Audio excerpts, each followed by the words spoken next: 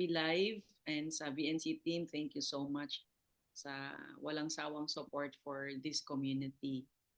So, sa mga first time, uh, I've been on the products for almost 30 years now. Sa March, magta 30 years. I just praise God kasi at 66, going 67, I'm truly living my best version in all areas of my life. And itong quote ni Jim Rohn na to live a great life is to serve the many. I thank God this is the life I live today. Sobrang abundant in all areas and merong joy, merong peace. And bawat isa sa inyong nakikinig, you deserve this life because this is God's plan for you. No? So the one thing na very important for me is always to connect with the Lord every single day. Kasi unang-una siya naman nag-create sa atin. So siya yung, like for me, life ko, business ko, lahat yan binigay ko sa Kanya because I want Him to lead me sa mga ginagawa. Okay, so I'm a mom of 4, I'm a widow. Yung last 2 childbirth ko, ginamit ko yung products. Tapos I was already 39 and 41 years old. And dito po, when I started doing the business, and by the way, I'm a CPA, I did my master's in AIM. So I put that aside when I went to an event called Spectacular, and then I went on to an extravaganza and see Asia Pacific Herbalife at that time in 1995. So na-meet ko tong mga to and laging kong natatandaan na what you become is more valuable than what you get. So you becoming more in your life's journey is the most important thing. No? Kasi whatever life throws at you, if you are living your best version day after day after day, you're increasing, you're growing, no? You're adding, you're becoming more in life. So then that's how you will really prosper abundantly in your life. Okay, so I thank the Lord because dahil sa Herbalife income ko, I do a lot of charity work. I support our church, yung orphanage sa left, yung sa SOS Children's Village, yung mission school na 60% of which are ITAS in Hordan, no? Guimaras, Iloilo. These are some of the charity work that I've done and mga scholars and may mga bago ulit, no? So sobrang truly God has created us. He wants to bless us because He wants us to be a blessing to other people. And ito, gift ng Herbalife, gift ng Panginoon, the Beach House in Terrazas.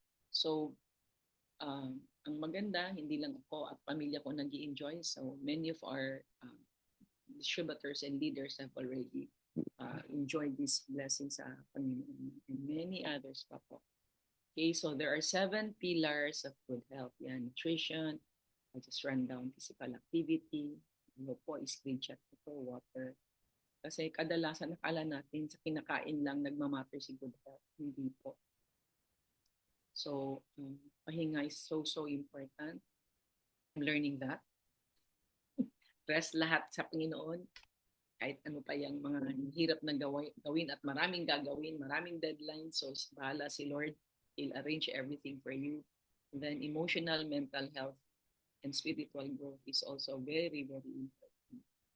Kasi pag lagi kang negative, para kang kumakain ng poison sa katawan mo. No? So it really affects your immune system.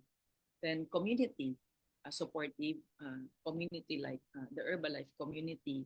And yesterday's training, we also learned how important it is to be in an environment na magsusupport kung ano man yung dreams, goals mo sa buhay mo, how you're becoming more, you are in that environment. Kaya if you are in Herbalife and you haven't decided to attend the Spectacular next week, do not think of the cost. Think of it as an investment of your future because you constantly need to be in that environment of being your best version.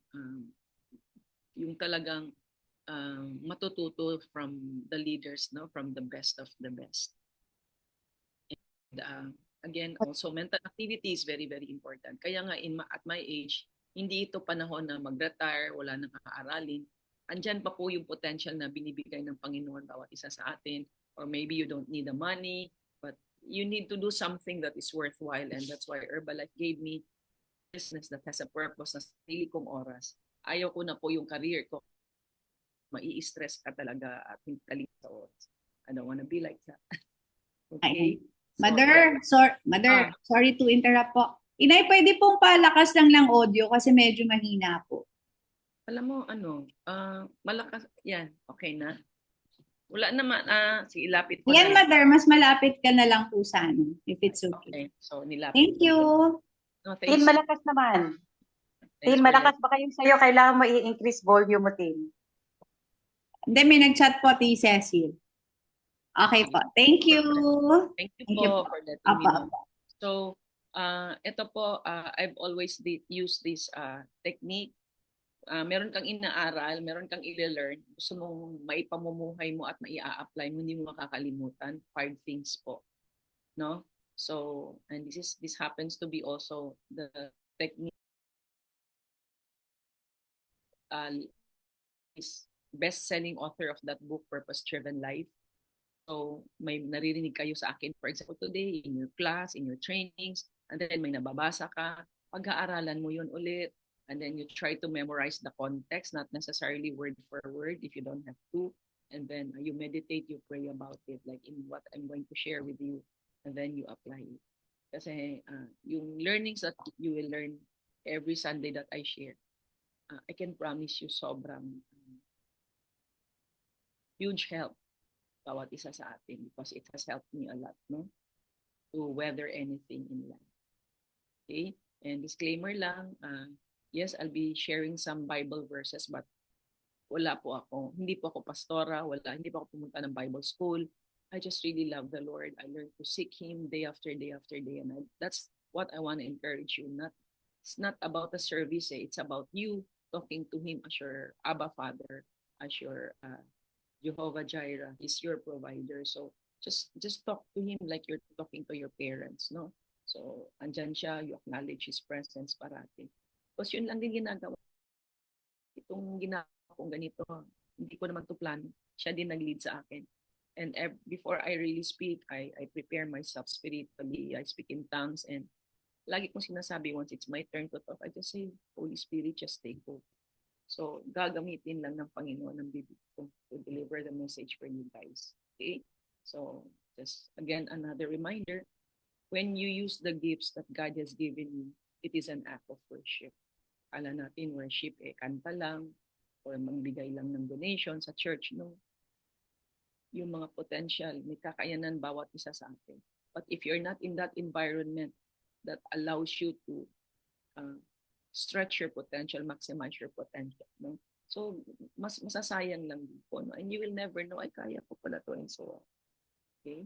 So, John 15:8, when you produce much fruit, you are my true disciples, and this brings great glory to my Father. So, matutuwa siya, no? You're willing to stretch, hindi ka tamad. Ayaw ni Lord ng tamad. Tamad is a sin. Laziness is a sin. Okay? So, or you just take things for granted. No, don't value every single thing in your life. Okay, so last week was the crossover that we have, the 2024-2025.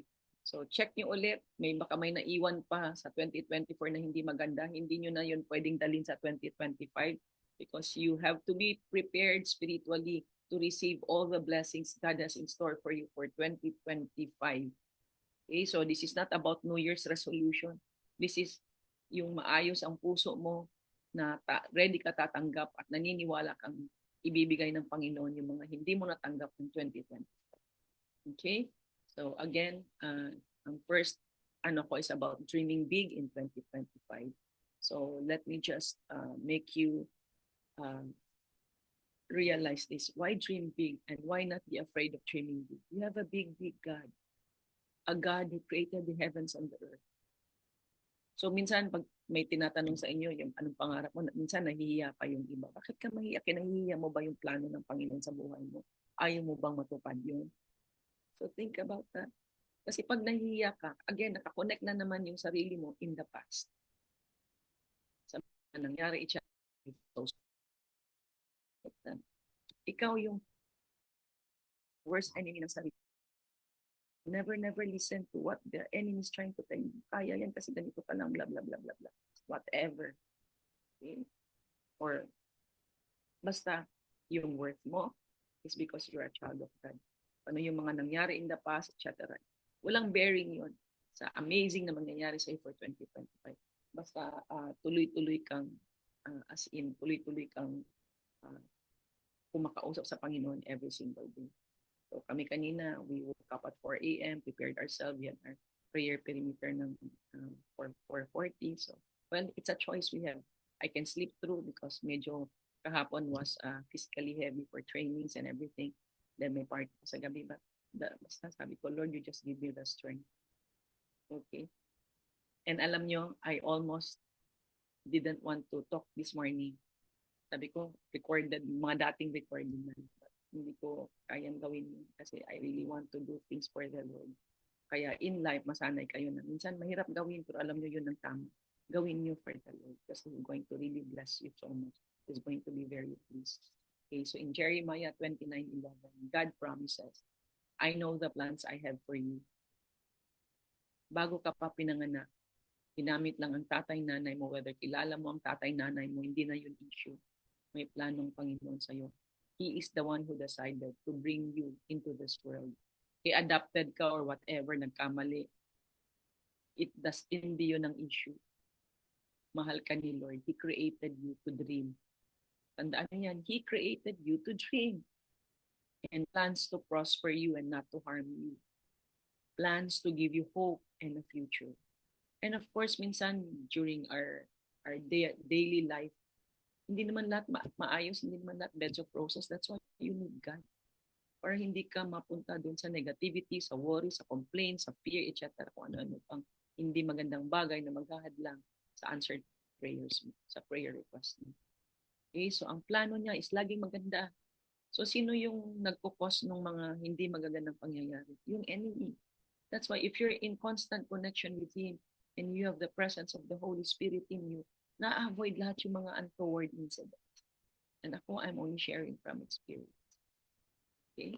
So, indeed, God has a plan for your life, and it's infinitely better than anything you could ever come up with on your own. It's like my journey in Herbalife na almost 30 years ago. Nabigyan lang naman ako ng flyer sa Makati Sports Club. Lagi work from home. I was curious, and at that time, I was already teaching accounting sa Lasal. Di man ako naghanap ng opportunity. Nagpunta lang ako sa presentation para lang, yung curious lang. Then I started, because of the testimonies, I decided to take the products. But I signed up to get a discount accountant. Pero sinabi ko sa sponsor ko, hindi ako blessed ng buhay ko at that time. No? So, you'll never know. And then just, I never left the community. I was always in the events, the trainings, and then started growing spiritually. Alam mo yun na everything just fell into place and now ito ngayon today. Ito pa yung plano ni Lord sa buhay ko. Hindi lang material, lahat ng areas. Alam mo, masaya ka, joy, and peace in the midst of so many things. Kaya lahat, I learned surrender lahat sa Panginoon. Tirang hindi ko na surrender. Lagi, cleanse my heart lagi, Lord, that I want to be worthy of your presence. Kaya yun, learn to live a holy life. We learn to live a pure mind, a blessed mind. And lagi kang na-connect sa Panginoon 24/7 kahit busy ka sa ginagawa mo sa school, sa business mo, sa trabaho mo, sa mga anak mo. Just acknowledge Him lang. Okay? And like in our church, tinuturuan kami how to speak in tongues. So lagi, pag wala akong kausap, yun ang ginagawa ko, nag-speak in tongues. Ako hindi nagwa-wonder ang mind. Okay? So you'll find no greater fulfillment than when you're doing what God created you to do. Ako talagang super. Yan ang na-experience ko. And I think many of you also has found your calling. We are simply just using Herbalife as to express God's plan for all of us. So, 3 guidelines to help you live an abundant life God has for you. So, number 1 po, include God in your goal setting. And itong mga nakaraan na weeks, I had some different lines sa organization na bago kami magplano or even in the planning, aware kami if tama ang Panginoon sa setting na bigay sa atin ng para hindi po natin gampanan ano yung plano niya sa atin. Okay? So, lahat tama niyo siya. Okay? Planning without prayer is presumption. At pag na hindi na nangyari yung mga mai-stress ka na, etc. etc. So, doing that is going to be very, and mas grabe pa yung, higit pa yung mangyayari sa pinlano mo kasi pinamamampag. Okay? Tapos, God wants to include it in their plan. Ayan na. Kahit anong plano mo, whether it's family life, personal life, work life, student life, sige, kasama mo yan sa plano mo, business niyo. So, as you begin to make plans and set goals, ask God, what do you want me to do, Lord? Then, as you finalize your plan, say, if it's God's will, I'll do it. So, alam mo yun na, kaso pag magulo ang isip mo, at marami kang kung ano, lalo na distraction, social media, Netflix, kung ano-ano pa, paano marinig ang Panginoon? You cannot. So you need to carve out a private time with the Lord. Okay? So Proverbs 16:9, we can make our plans, but the Lord determines our steps. Okay? So yun yung maganda eh. Siya yung maglilid lang sa ano kung gagawin natin siya. Kaya wala pong magaling kung walang Panginoon. Yes, binigyan kanya ng talent, marami sa atin, mga magagaling, etc. Galing lang, pero minsan kita mo, magaling pero walang fruitfulness kasi hindi mo kasama ang Panginoon. Yan, I'm only sharing from personal experiences. No? Okay. So another one po is number 2, admit you don't know the future. Sino bang nakakaalam ng future? Si Lord lang, diba? Pero I just really, if your faith level in 2024 is this much, your 2025 faith level should be higher. And how do you accomplish that? Mas more time you're spending with the Lord, talking to Him para you increase your faith levels. Because day after day after day, you will really deepen your understanding and receiving the Spirit from the Bible verses that you read every single day. Like what we're doing sa prayer perimeter na meron kami. Yung Bible verse na binabasa every day. I never did that before. Okay? Pero okay pa rin boy, pero ngayon mas higit. Now that I made an intention to really connect with Him every single day. Okay? And so, kasi hindi natin alam ang future, hindi tayo kailangan mag-worry kasi kilala natin ang Panginoon. Alam natin, ilagay natin sa puso natin, no? At sa isip natin na alam niya anong mangyayari sa atin sa 2021. Alam na niya. Kailangan lang tayo spiritually prepared. Bakit minsan hindi natutugunan? Hindi tayo spiritually prepared. At mas in-entertain natin yung nilalagay ng enemy sa buhay natin. Kasi what does the enemy do? Is there to kill, steal, and destroy. Okay, so it's a choice we make. You have to be really very, very intentional. Tapos po, Isaiah 46:10, long ago, I foretold what would happen. I said that my plans would never fail, that I would do everything I intended to do. Pangako ng Panginoon. So like I said, bakit nag-fail? You fail to connect with Him even deeper. Na minsan nakakalimutan. I used to be like that, but talagang ngayon. Sabi ko, Lord, I want my 2025 to be even higher, deeper, wider sa pagkakilala sa Kanya. So that's how wisdom will flow in your life. No, yung sabi nga, divine instructions, mistakes impossible. Kasi everything that you do today, meron consequence yan. So you do not want to decide and do things that will not or will be detrimental or maging negative ang results niyan sa future. Kasi there's always a cause and an effect sa lahat ng decision ng things na gagawin natin. Okay? So Psalms 31:14-15, you are my God, my times are in your hands. So masanay ba na maging lifestyle mo na surrender mo sa Kanya. Okay? So the third one, do what's right today. So now how do you, when you are intentionally growing spiritually, your spiritual journey, and you receive the Spirit from God's Word, at naiintindihan mo. Ngayon, you you cannot avoid but just really do things that will please Him. Things that's right in His eyes, that's pleasing to Him. Kasi that's really how you will also receive instructions. Eh kung marami ka din ginagawang mali at you still commit sin, okay, you're not living a holy and pure life, no? Kahit, alam mo yun, ikaw lang yung gumagawa, wala nakakita, pero nakikita ng Panginoon yun. Lord siya eh, God siya eh, tama ba? So, makikita mo yun na your life will just really flow beautifully. Na minsan merong hiccups, pero tayo ka din agad. And you never allow the enemy to influence you. Okay, so it's a commitment eh. Okay, so you avoid, kaya nga ngayon pa lang, ask the Lord to reveal to you, meron ka pa bang mga compromises? Meron ka pa bang mga taong hindi pa na-forgive? Meron ka pa bang mga taong or mga bagay-bagay na kailangan ayusin sa sarili mo para maging pleasing sa Kanya? So you have to be really spiritually prepared.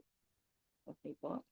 Now, it's easy to procrastinate, but when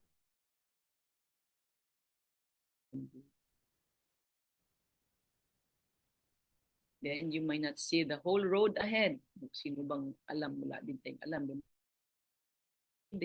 Every single day, just be present, just appreciate what is happening and all. And ako, lagi lang sa prayer na, Lord, maraming salamat for the supernatural blessings and miracles every single day. Kaya kailangan gising mo yun ang bibig mo. Ka na meron ka pang another day, another life of celebration, another day to better yourself, no, in all areas of your life. And also, you might not see the whole road ahead, but you can move forward in faith and take that first step God has given you. Okay? Kasi what's happening to you today, you'll really appreciate it more kung nandyan ka. Ang utak mo nandun na sa tapos may dito, today, yung present moment mo, hindi mo na-appreciate. Nandun ka na sa future, mas nag-worry ka na, etc., nagpo-complain ka na, and things like that. So, avoid po. So, Hebrews 13 verses 21, you can trust Him to equip you with all you need for doing His will. So, talaga, trust, love. Like I said, if noon konti lang ang oras mo sa pagkausap sa Panginoon, dadamihan mo. Kung hindi mo pa nagagawa, gawin mo today. God is going to be very pleased with the change that you're going to do for yourself. Kasi marami talagang distractions in this world. So many distractions that will not help you become the best version of who you can be. Okay? So again, making plans is part of God's plan. So see, kailangan din tayong magplan. Alam nyo, share lang sa mga nasa Herbalife. So I haven't done it with your group or what. That is going to come very, very soon. Just give mother time. Okay, so yung magplano din entire 2025, anong magiging plano. And then just lay hands on it. And Lord, yung naplano namin, kasama ka namin sa plano, etc. Okay, so very, very important. So, the future belongs to the person who plans and prepares for it. The future belongs to the person who plans and prepares for it. A few times I've also mentioned, especially sa mga meron ng pamilya, may plano ka ba na may savings ka for emergency? I don't know kung alam makakasagot niyo. Okay, kaya yung mga, kung sa money management concept pa, before you spend anything, kahit mura yan, no? Kagaya niyan, alam mo, kung ako kayo, tanggalin niyo na yung app niyo ng Shopee, ng Lazada dyan sa cellphone niyo. Kasi, pag may mga sale yan, matitempt ka kahit alam mo mura. But do you really need it? Or do you just want it? There's something like that. Paghahandaan nyo. Kasi yung mga little amount na isi-save mo, okay? Proverbs 20:18, don't go charging into battle without it. So, it's Herbalife part. So, kailangan talaga plano, hindi lang gawa lang ng gawa. Kasi hindi mo nare-review. Kaya nga sabi ni Eric, plan, you review. Balik-balik lang. Plan, you do, review. So I told people I've already planned for 2025. every 3 months, mag-uusap tayo, mag-analyze tayo. Are we getting the results that we have planned to achieve? Okay. So, yung old cliche is true. I always say this. If you fail to plan, you're planning to fail. Actually, si Jim Rohn, sinasabi din yan lagi. The future belongs to the person who plans and prepares for it. Okay? So, kahit na meron kang daily plan, weekly, monthly, and then whole year mo, no? And then, kung nasa Herbalife ka, i-incorporate mo na sa calendar yung major events ng Herbalife. Para wala ka ng dahilan na kasi ganito, mag-ano kami, ganito. Naka-ano na yun. And then, kung may mga anak ka, like what I do, hanggat pag hindi talaga ako pwedeng mag-absent sa school ng mga anak ko at that time, nilalagay ko yung schedule. If nakatapat, let's say sa Herbalife event, I go to the school. I say, may ganito kasi major event I have to attend. Is it possible na I can do my parent-teacher conference before or after? I just always. Okay? Kasi after all, when you become successful in Herbalife, your family will benefit. No, your children will benefit. So Joshua 1 verses 1 to 3. After the death of Moses, the servant of the Lord said to Joshua, son of Nun, Moses 8, Moses, my servant, is dead.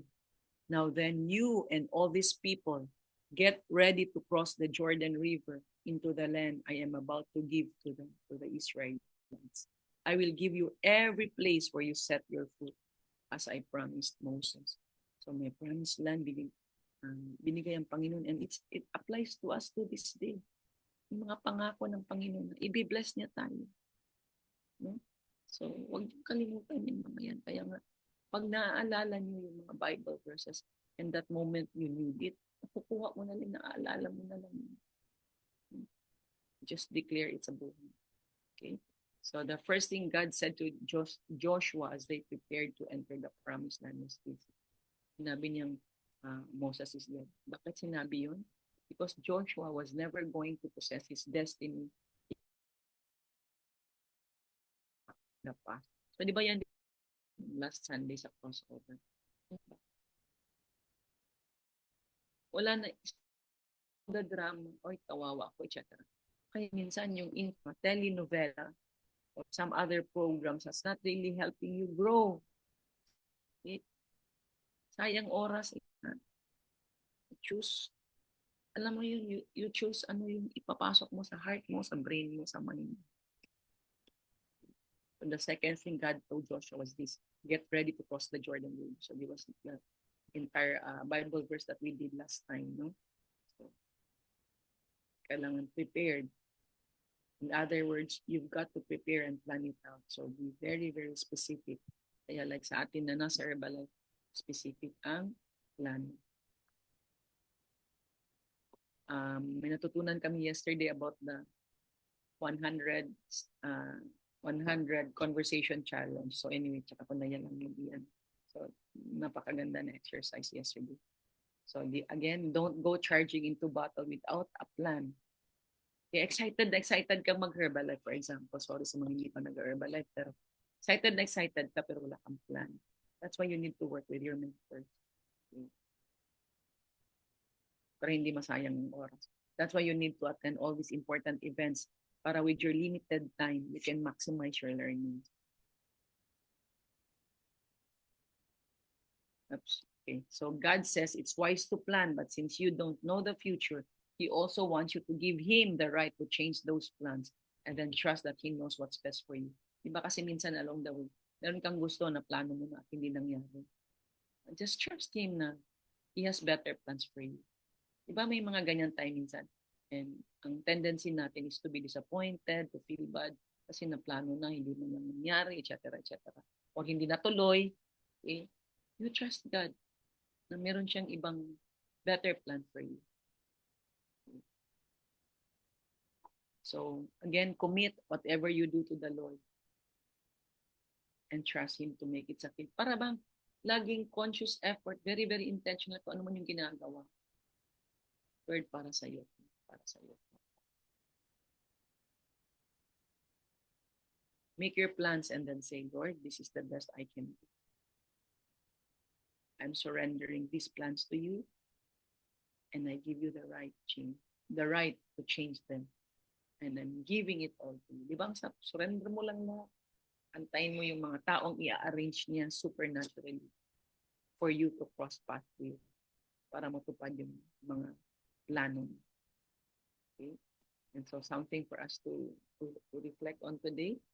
Have you ever considered that God has something to say about whether or not you make plans for your life? Okay. So I think today's morning message is so important. We really need to plan kung ano man ang role mo in your life today. Very, very important. How are you spending your day? Is it moving towards you becoming the best version of who you can be? Kaya maganda sa Herbalife, natuturuan tayo na gumawa ng vision board. No? Para hindi masayang yung everyday mo na are you working towards that? Are you spiritually prepared towards that? Hindi lang sa training. No? Okay. What is one area you feel that God is asking you to make intentional plans in? So yun, ask Him. Kasi sa akin, nilagay niya talaga sa puso ko. More of Him this year. More of Him. More of Him.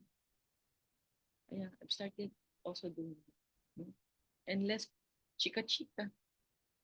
Yung quiet lang, pero you're speaking in tongues and He's there with you. You're praying in the Spirit. Okay, so how have you seen God change your plans in that? Ba may mga ganyan talaga tayo hindi natuloy? Titingnan mo, how did you respond to that? So, if kailangan ayusin, how to respond to it, only the Lord can help. No one else can help. Okay? So, as you make plans for the future, remember to include God.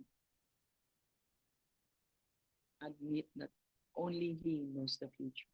So guys, hindi lang to pang parents, mga anak mo, no? But they're also into planning. Encourage them na isama nila ang Panginoon para mabigyan sila ng wisdom. I know some of you have children na nasa school, no? So they need a plan. Like, lalo na pag towards the end of the school year, maraming ginagawa ng estudyante tama. Or even kami tayo sa Herbalife. So ako kahit marami yan, dati na-overwhelm ako, ngayon hindi. Nasabi ko, Lord, ikaw na bahala. Lord, anong next? Like this year, for me was, wow, over. Pero no, si Lord lang talaga. He's the one giving you strength. So, lalo na pag you're in a training all day, it's very mentally draining.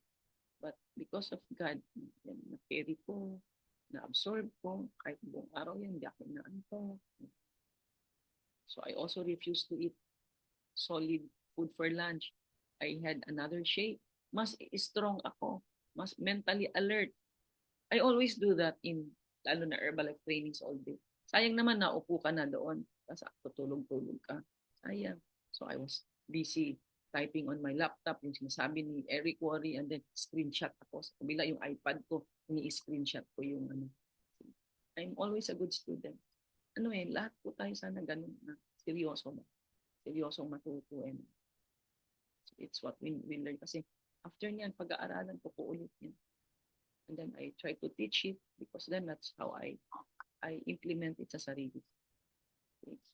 So again, remember to include God, admit that only He knows the future, and do what He tells you to do without delay. Kagaya yan, daming learnings yesterday. I'm not going to just proceed and do it. I'm already praying, Lord, lead mo ako, paano ko i-apply itong mga natutunan ko. Okay. Tapos, divine direction mistakes in pag si Lord ang mag-lead sa'yo, walang mali. Okay? So, kaya ko I show this picture because these were some of the different groups in Cavite, Laguna group, Batangas, North Luzon and my Bohol group na during Christmas holidays and early this month na, nagplano kami. Bakit ko nagawa yun? Kasi nagplano na rin ako ahead of time. Kaya nagawa. So talagang like in what we're doing, especially in Herbalife, very important to plan ahead, pati mga events, etc. Yan yung laging ko, but I thank the Lord na nililid niya talaga. Okay. So, wait lang po ha. I want to not forget anything.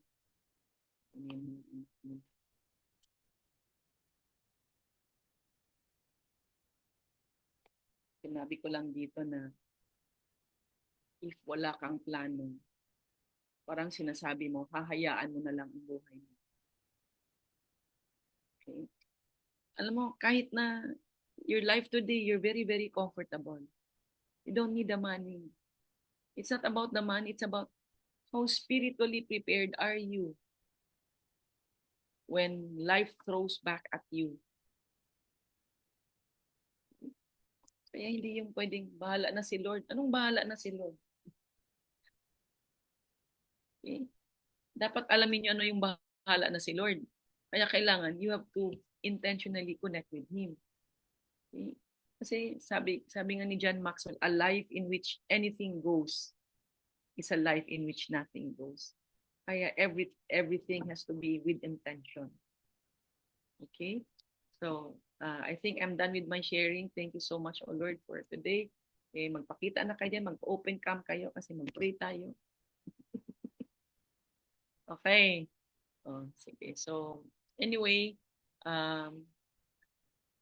saya-saya ni Josie, Bulacan. Okay, wonderful Father, let's just put ourselves in the presence of the Lord. I know, Lord, kanina ka pa kasama namin. Maraming salamat sa mga taong andito today, their families, Lord. You know the dreams that you put in their hearts, Lord. If it's not very clear to them, make it very, very clear for them, all clarity. Gusto mo mangyari sa buhay nila, gusto mo iplano nila all lahat, to make sure na lahat ay isurrender nila sa iyo. Thank you, O Lord, that you're always there. You're a gift for us na every single day we can just talk to you, we can just surrender everything to you. Ikaw lang ang takbuhan namin, Lord, walang iba, o hindi yung galing namin, kung sino-sino, ikaw lang, O Lord, para ikaw lang ang mag-guide sa amin. For sure, when there's divine direction, mistakes is impossible. Thank you, wonderful Father. And just maraming salamat for the gift of life. Amen.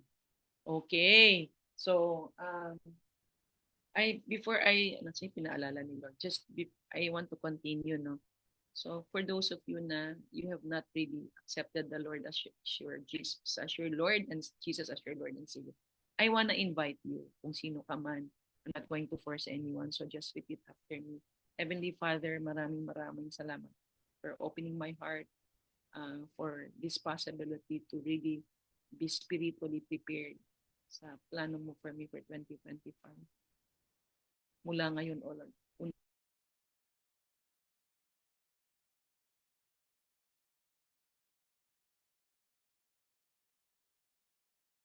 Nag-stop si Mother. Nag-stop na po. Oops. I'll continue. Thank you, Father, that I want to surrender my life to you. Forgive me for of hosting your presence, Holy Spirit. So mula ngayon, I want you to surrender my life to you. I want you to be the manager of my life, O Lord. My Lord and Savior Jesus. In the name of Jesus. Amen. Okay, so in the interest of time, hindi po muna ako kukuha ng testimony because we have to prepare ourselves for our day 2 ng Diamond Development. Kaya guys, if you're in Herbalife, start na today to plan and pray and ask the Lord to help you.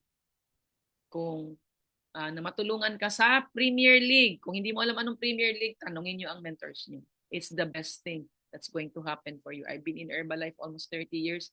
It's the best thing that ever happened to Herbalife. Para sa mga distributors na hindi na mahirapan, mag-Herbalife. Makikinig lang kayo sa mga mentors ninyo, Obedience is a blessing. Amen. Okay, so thank you so much. Okay na, team.